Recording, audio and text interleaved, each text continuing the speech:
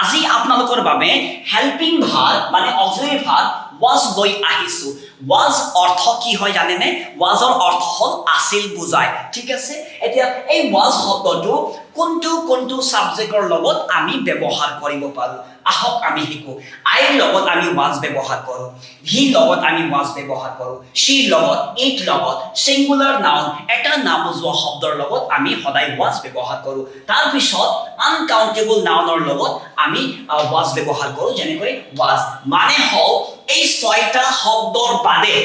এই ছয়টা শব্দৰ লগত was হয় এই ছয়টা শব্দৰ লগত আপুনি word শব্দ লিখি নিদিব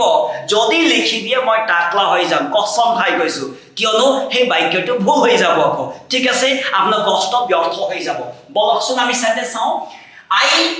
I লগত আমি কেনেকৈ সেন্টেন্স বনাও was গৈ ঠিক আছে I was in the room মানে মই ৰুমত আছিলো he was in the room মানে হল তেওঁ ৰুমত আছিল তাৰ পিছত আছিল শব্দটো next hall she was in the room তাই ৰুমত আছিল it was in the room মানে হল এইটো ৰুমত আছিল তাৰ পিছত Neha was in the room মানে হল নেহাই ৰুমত আছিল তাৰ পিছত